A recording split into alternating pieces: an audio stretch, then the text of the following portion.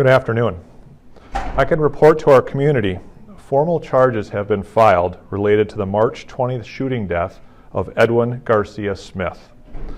Those formally charged at this time include Joe A. Moya of Chicago, Illinois, Juan Olivares of Chicago, Illinois, and Ian J. Kearns, also of Illinois. All three are charged in Eau Claire County Court with party to the crime of first-degree intentional homicide.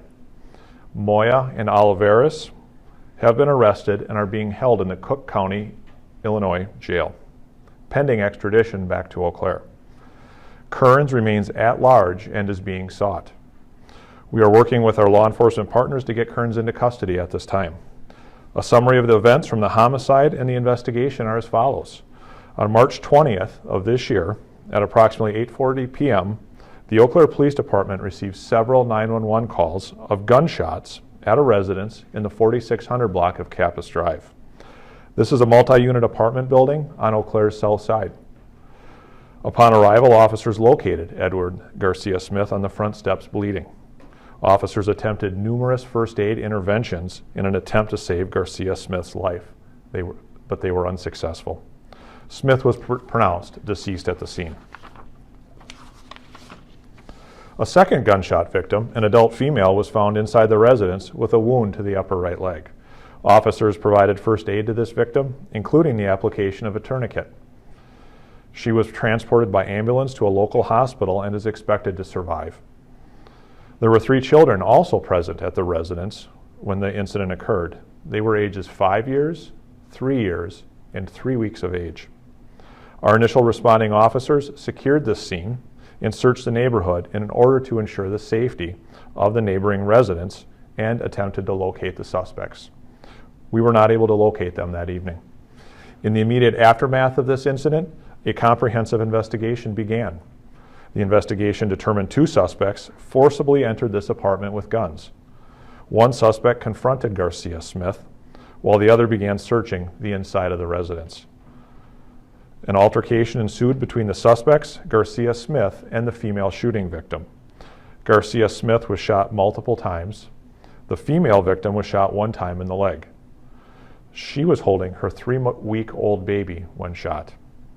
The investigation determined this was not a random act. This was a planned robbery. We conducted a forensic examination of Edwin Garcia Smith's cell phone. We learned he was selling large quantities of marijuana on the day he was killed.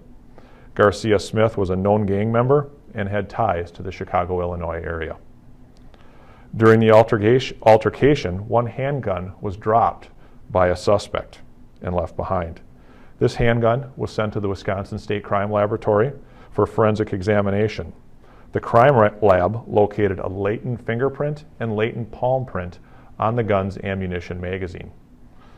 These latent prints belong to Ian Kearns.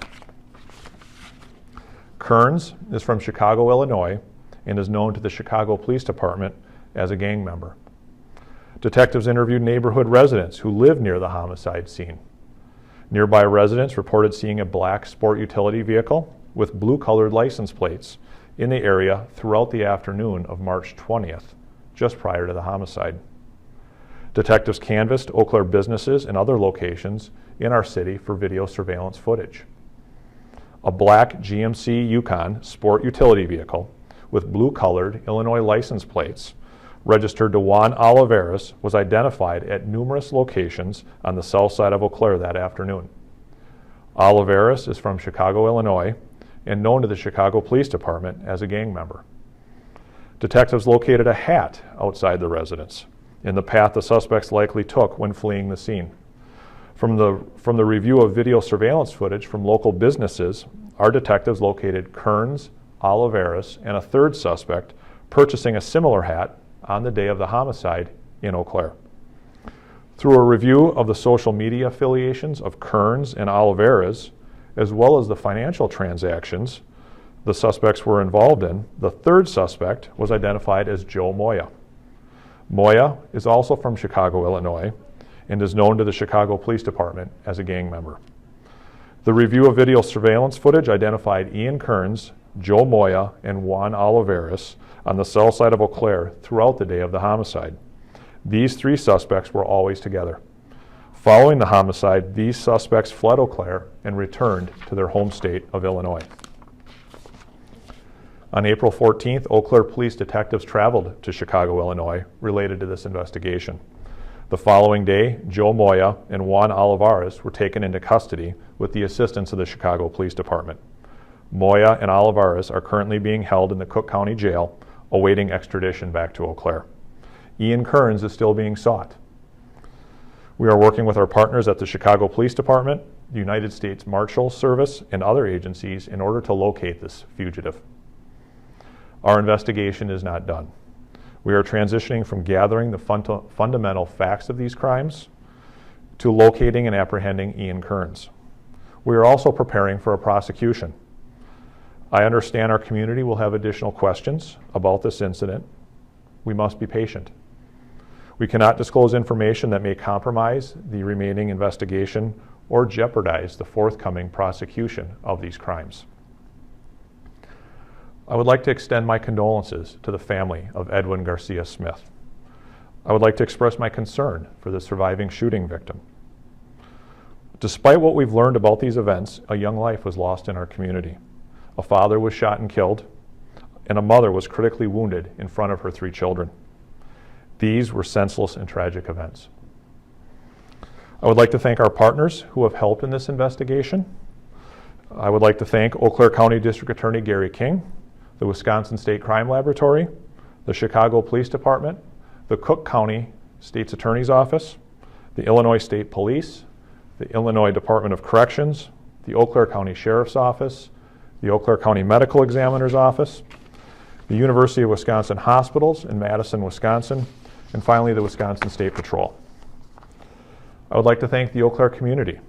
Your support proved critical in our steps in resolving these events. Eau Claire will not tolerate violent crime.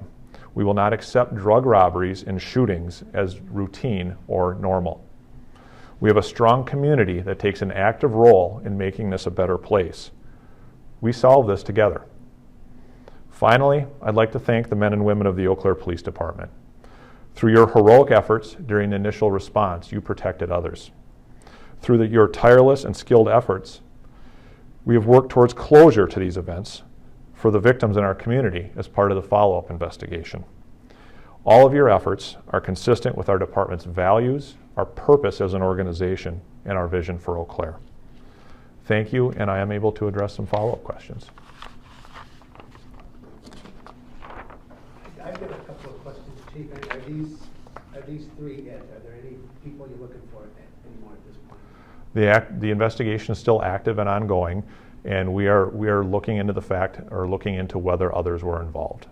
I can't release or disclose if there's others that we're actively seeking right now, but we certainly have an open mind and we're looking into the possible involvement of others. The other question I had is how much of a challenge was COVID-19 as going over the course of this investigation? It was an extreme challenge. As we know, many services and aspects of our community are contracting right now. So personnel, our partners were less available, not by any fault of their own, but there was obviously certain challenges that were inherent to it, that things did slow down somewhat because of it. But I'm very proud of the fact that we overcame those obstacles and were able to resolve this within weeks. Is this the first incidence of violence related to the Latin Kings in Eau Claire? You know, I can't be certain in that, but I've been an Eau Claire police officer for 24 years, and I have never experienced or seen a Latin King related incident like this during that time. And do you have any idea of either how long the group has been in Eau Claire or how many members we have locally? These suspects are from Chicago. They came to Eau Claire to victimize a member of our community and victimize Eau Claire.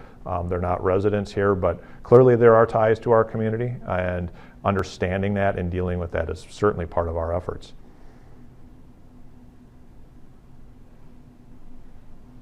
Any other follow-up questions? All right, thank you.